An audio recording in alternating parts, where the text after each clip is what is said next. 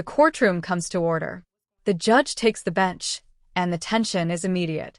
Mr. Walker stands and explains why he brought this case. He says he's been paying child support to his ex-wife, but their daughter is now living with his mother. He sounds frustrated, confused, and determined to fix what he believes is unfair. You all may be seated. Mr. Walker, you brought this case before the court. What's going on? Thank you, Your Honor. For the past year, I have been paying child support to my ex-wife, Jennifer. Currently, our daughter is in my mother's custody, and I'm bringing this case. Wait. Why is your daughter in your mother's custody? So she was initially in my custody, but before this year, I was a teacher, and I got promoted to principal. But I'm now working at a school that's on the other side of town. I wanted to make sure that my daughter stayed in the school that she's in because she has been there for the past 4 years. And I wanted to make sure that, well, she's been in that district for the past 4 years, and I wanted to keep her development because I agree with the education plan that they have there. So I took the job because it was more money and it was a better career for me. And more money, so should you be paying more in child support then? If well, you're making more money? Well, I think that I should be paying my mother the child support. Currently, I'm paying my ex-wife the child support, and I have no idea what. The judge presses him. Why is the child living with the grandmother? Mr. Walker explains his job promotion and the school district issue. He claims he wanted stability for his daughter's education, even if it meant moving her out of his home. He argues the money should go to his mother, not his ex-wife. Where those funds are going. How much do you pay in child support? $500 a month. Okay. Continue. And so she's in my mother's custody right now. My mother is retired. We had an amicable conversation about my daughter living with my mother because she is retired. She worked for the city of Dallas for 28 years. She worked? Ma'am, we do not need the extra. My bailiff, Mr. A.K.A. Fuller, he will make sure that you're escorted out of this courtroom if you cannot control yourself. Understood? Yes, Judge. Thank you. You may continue. So ultimately, the main goal of this case is that I want to move the child support from my ex-wife and then start paying. Rightfully so. There's no reason she should still be getting any type of child support payments. Ma'am, Ms. Walker, have you been reallocating these payments that you're receiving from Mr. Walker to his mother? Yes, Your Honor. I have receipts. The judge cuts him off, focusing on the money. Mr. Walker admits he pays $500 a month. He says he has no idea where that money goes. His tone is sharp, suggesting mistrust and resentment. The courtroom senses a deeper conflict beneath the financial dispute. Everything. I've been taking care of my child. What type of receipts are you talking about? Receipts for me buying her food, clothes, Okay, shoes. That's called parenting. That's not child support. Well, I'm using his money for the kid. But the child does not live with you, correct? Because of him. That wasn't my question. The child does not live with you, correct? Yes, that's correct, Judge. Okay. Where is it that you are working right now? Right now, I am an office manager at Walker's Dentistry. Office manager? Okay. That's what I do, Judge. I'm an office manager right now. Okay. And how much is it that you make a year? Maybe about $70,000. $70,000. Okay. And I'm also a single mother. Okay. Well, congratulations. There are a lot of single mothers in this world. So that's not information. Ms. Walker takes the stand. She insists she's been using the money for the child and claims she has receipts. But when asked what the receipts show, her answers raise eyebrows. Pool expenses, clothes, and personal purchases.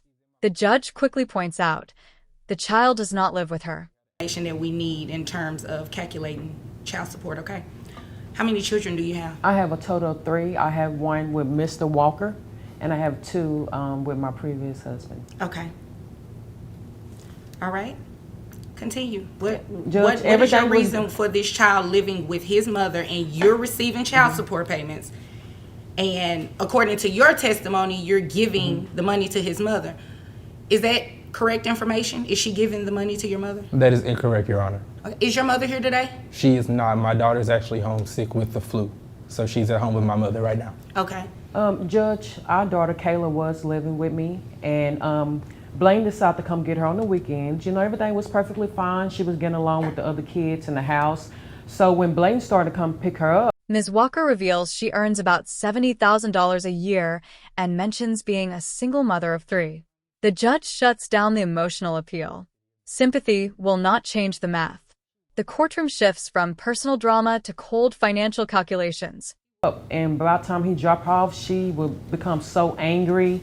She was fighting the other 2 kids. So I don't know if he was telling her things, but she would come back very... Ma'am, that's more information than what I need. Okay. The bottom line is this. The child does not live with either of you, correct? Correct, Your Honor. And you're paying child support currently, but to Ms. Walker. Correct. And Ms. Walker, you are not paying child support at all. No, correct? ma'am, I'm not. Okay. So this is what we're going to do. You said you make $70,000 a year. Does that include any overtime or anything? That includes overtime. Yes, it does. Okay. Okay. So I have your gross at $5,833.33. Now, after taxes are taken out. The judge digs into the facts. Neither parent has custody. Mr. Walker pays support. Ms. Walker pays nothing. The judge starts calculating income, taxes, and insurance costs. The room grows quiet as the numbers are broken down in real time. That comes down to $4,625.06. Who pays health insurance for the child? I do, Your Honor. Okay, how much is health insurance? For the past year, I've been paying $50 a month. Okay. How often are you paid? I get paid once a month. So $25 a month, okay. And then you said you have 2 other children and I one pay child. Mortgage and car note. Ma'am, he has the same expenses. That means nothing to me. Ms. Walker, your child support is going to be set at $707.28. That includes the $682.28 for child support and $25 for health insurance. The ruling lands hard. Ms. Walker is ordered to pay $707.28 in child support to the grandmother. Mr. Walker's payments are redirected to his mother as well. The judge makes it clear the child's primary caregiver gets the money. Period. Mr. Walker, your $500 payments will be reallocated to your mother. And as I stated, Ms. Walker, that $707.28 will go directly to his mother as well, since that is who the child is living with. Am I right? Yes, Your Honor. Okay, is there anything else from either of you? If nothing further, you all are dismissed. Thank you. Hi guys, it's Vonda Bailey, and I'm coming to you as the lawyer this time. We have arrived at the educational portion of our show. I just wanted to go over what this segment would cover and how the different scenarios interact with child support under Texas law. The case is dismissed, but the lesson continues. A legal expert explains that under Texas law, both parents are responsible for child support, even if the child lives with a third party. Judges can make mistakes in calculations, so parents must know their numbers. I'm court ordered to pay child support, but the child doesn't live with me or the other parent. Am I still obligated to pay child support? Well, under Texas law, that is very much so the case. And guess what else? The other parent is also obligated to pay child support as well.